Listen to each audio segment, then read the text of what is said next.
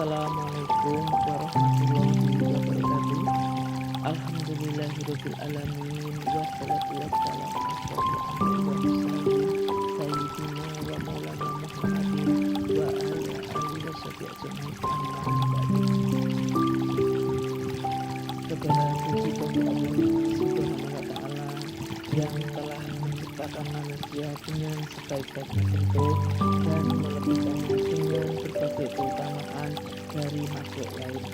Saya bersaksi bahwasanya tidak ada sesembahan yang berhak untuk diibadahi kecuali hanya Allah Subhanahu wa taala. Serta saya bersaksi bahwa Muhammad adalah hamba dan utusannya. Sholawat dan salam semoga senantiasa Allah Subhanahu wa taala curahkan kepada Nabi kita Muhammad, keluarga, para sahabatnya, dan seluruh kaum muslimin yang senantiasa berjalan di atas petunjuknya. Pendengar Rasulullah, marilah kita senantiasa bertakwa kepada Allah Subhanahu wa taala dan senantiasa memperbaiki kolbu kita masing-masing. Ketahuilah rahimakumullah bahwa Allah Subhanahu wa taala tidak melihat bentuk dan postur tubuh serta paras wajah seseorang, tetapi yang dilihat tidak lain adalah kolbu dan amalannya. Oleh karena itu, sebagaimana seorang senantiasa membersihkan badan dan pakaian dari kotoran yang mengenainya, seharusnya dia juga memperbaiki amalan dan membersihkan kolbunya. Bahkan memperhatikan kolbu harus lebih diutamakan karena rusaknya kolbu lebih berbahaya daripada rusaknya anggota badan. Rusaknya kolbu akan dirasakan akibatnya oleh si pemiliknya, baik ketika di dunia apalagi di akhirat nanti. Akan tetapi rusaknya anggota badan hanya dirasakan saat di dunia dan akan berakhir dengan datangnya kematian. Begitu pula baik dan tidaknya amalan anggota badan sangat dipengaruhi oleh keadaan kolbu seseorang. Hal ini sebagaimana sabda Nabi Muhammad SAW, "Fasaya wa idza kulluhu jasadu sholaha sholah idza muhdafa wa jasadi illa inna alla qalbu wa hiya alla kulluhu jasadu fasad." Ketahuilah bahwasanya pada setiap tubuh seseorang ada segumpal daging. Jika dia baik, akan baiknya seluruh anggota tubuhnya. Namun apabila dia rusak, maka akan rusak pula seluruh anggota tubuhnya. Ketahuilah bahwasanya segumpal daging tadi adalah kolbu. Hadis riwayat Al-Bukhari dan Muslim.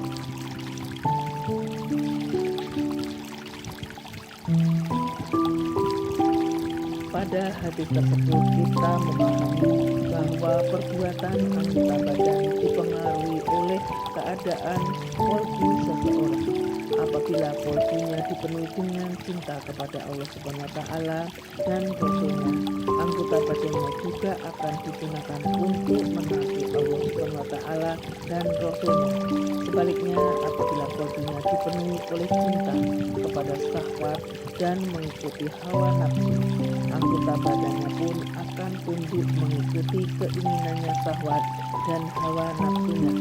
Oleh karena itu, kedudukan kalbu terhadap anggota badan lainnya adalah ibarat seorang raja terhadap para bawahannya yang selalu siap mengikuti perintahnya dan tidak menyelisihinya. Karena itu bisa dibayangkan apa yang akan terjadi pada anggota badan apabila kolbunya itu baik, dan sebaliknya apa yang akan terjadi apabila kolbu itu rusak. Pendengar rahimakumullah, dengan demikian kolbu adalah bagian yang penting. Mulai pada diri manusia, di sanalah tempat marifatullah, yaitu ilmu seseorang tentang rohnya.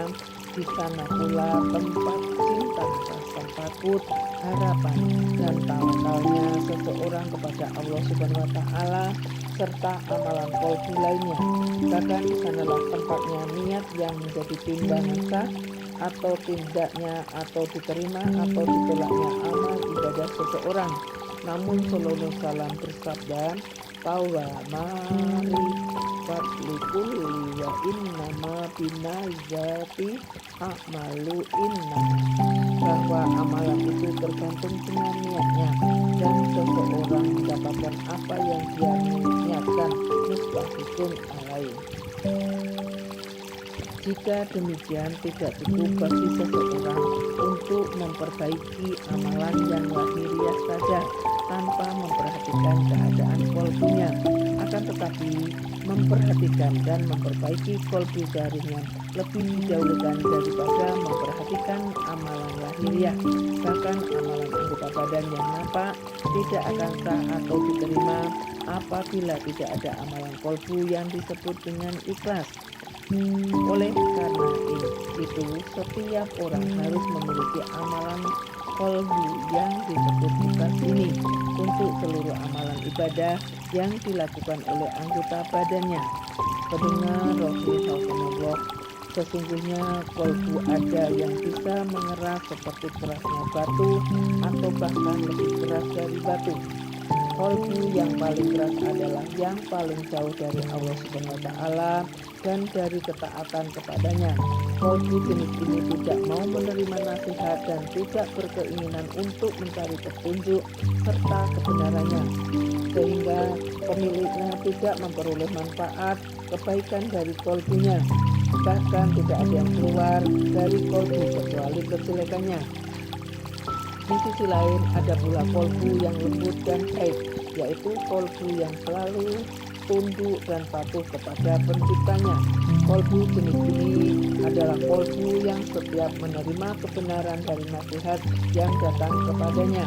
Lembut dan kerasnya kolbu seseorang dipengaruhi oleh beberapa sebab yang dilakukan oleh pemiliknya.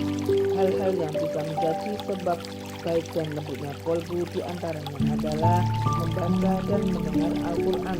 Hal ini sebagaimana firman Allah Subhanahu wa Ta'ala, A'udzubillahi minasyaitonirrajim, Bismillahirrahmanirrahim, wa tilkaullahi khosyati man musodaqo'a khosyi'a la ro'aitahu jabbali ala qur'ana hadda anzalna lau tatafakkaruna la'allahum linnasi nasribuha ahsalu.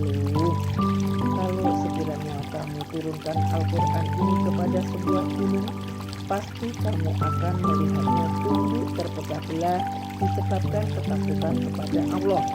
Dan perumpamaan-perumpamaan itu kami buat untuk manusia supaya mereka berpikir. Surat Al-Hajj ayat 21. Pendengar rahimakumullah, kalau gunung yang begitu keras saja bisa hancur, tentunya kolbu yang keras akan menjadi lembut apabila si pemiliknya senantiasa memperbaikinya dengan membaca dan mendengarkannya serta mempelajari Al-Quran. Di dalam ayat lainnya Allah Subhanahu wa Ta'ala berfirman, Al-haqqu min wa ma nazzalallahu liddihi kulluhu tahsa'a an amanu illa bina ya'ni alam faqassat la maddu alaihi wa dhalla qallu min al-kitaba uhtul kalladina la ya'kunu fasihuna mazhum bakassiru qulubuhum. Artinya, belumkah datang waktunya bagi orang-orang yang beriman untuk tunduk kalbu mereka mengingat Allah dan tunduk kepada kebenaran yang telah turun kepada mereka, dan janganlah mereka seperti orang-orang sebelumnya yang telah diturunkan kepada mereka Alkitab. Kemudian berlalulah masa yang panjang atas mereka, lalu kolbu mereka menjadi keras, dan kebanyakan di antara mereka adalah orang-orang yang fasik. Surat Al-Hadid ayat 16. Karena itu, kaum muslimin wajib senantiasa membaca dan mempelajari kandungan Al-Quran agar tidak seperti Ahlul Kitab yang menjadi keras kolbunya karena berpaling dari kitab Taurat dan Injil. Pendengar rahimahumullah, di antara perkara yang juga akan membuat lembutnya kolbu adalah mengingat kematian serta mengingat bahwa dunia ini adalah kehidupan yang sesaat, sedangkan kehidupan yang sesungguhnya adalah di akhirat. Allah Subhanahu wa taala berfirman, A'udzubillahi minasyaitonirrajim. Bismillahirrahmanirrahim. Anil dzikriha fama fiyati yauma uzdurakum ujabana wa innama tidak khiyatu nafsi kullu hurrurin mataku illa ju'na hayatu wa ma fazza faqat jannata wa azzilanar. Tiap-tiap yang bernyawa akan merasakan mati, dan sesungguhnya pada hari kiamat sajalah disempurnakan pahala kalian. Barang siapa dijauhkan dari mereka dan dimasukkan ke dalam surga, maka sungguh ia telah beruntung. Kehidupan dunia ini tidak lain hanyalah kesenangan yang memperdayakan. Surat Al-Imran ayat 185. Pendengar kaum muslimin, di antara perkara yang menjadi sebab lembutnya kolbu adalah memperbanyak mengingat Allah Subhanahu wa taala dan berzikir dengan zikir yang ditetapkan oleh syariat. Allah Subhanahu wa taala berfirman, A'udzubillahi minasyaitonirrajim. Bismillahirrahmanirrahim.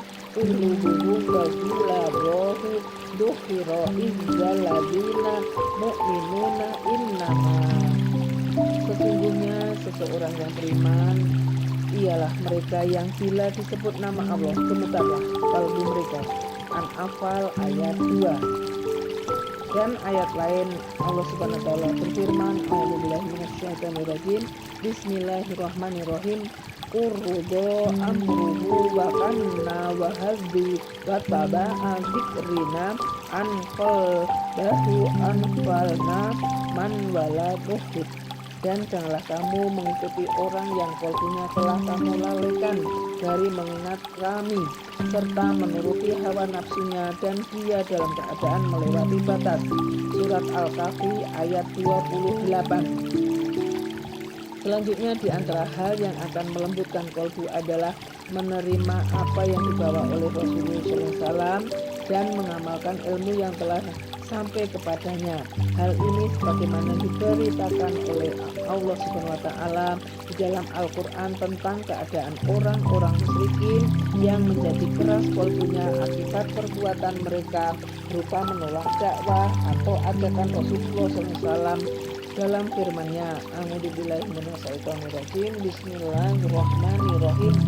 Tu'badihim fil wa'adaruhum maroti ahwala bihi yu'minu lam kama wa absorohum abidatahum wa nuqolabu ya'malun. Dan begitu pula kami memalingkan kolbu dan penglihatan mereka seperti mereka belum pernah beriman kepadanya. Al-Quran sejak awal pertama datang dan kami biarkan mereka bergelimang dalam kesesatan yang sangat. Al-Am ayat 10.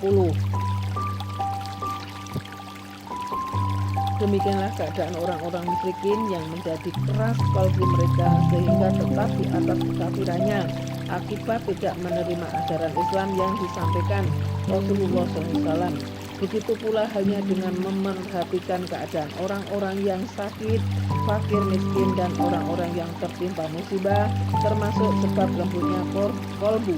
Dengan memperhatikan keadaan mereka, seseorang akan mengetahui betapa banyak dan besarnya nikmat Allah Subhanahu wa taala kepadanya sehingga menjadi lembut kolbunya. Hal ini berbeda dengan orang yang justru selalu melihat keadaan orang-orang yang kaya, apalagi bermewah-mewahan, maka dia akan jauh dari bersyukur kepada Allah Subhanahu wa taala dan menjadi keras kolbunya. Allah Subhanahu wa taala memerintahkan kepada nabinya Sallallahu alaihi wasallam agar bersabar untuk berkumpul serta tidak meninggalkan orang-orang yang miskin dan orang-orang yang lemah dari kalangan kaum muslimin karena ingin bersama orang-orang yang mendapatkan kemewahan dunia yang membuat mereka lalai kepada Allah Subhanahu wa taala. Sekian ceramah yang dapat saya sampaikan, kurang lebihnya mohon maaf yang sebesar-besarnya. Bila taufiq wal hidayah. Wassalamualaikum warahmatullahi wabarakatuh.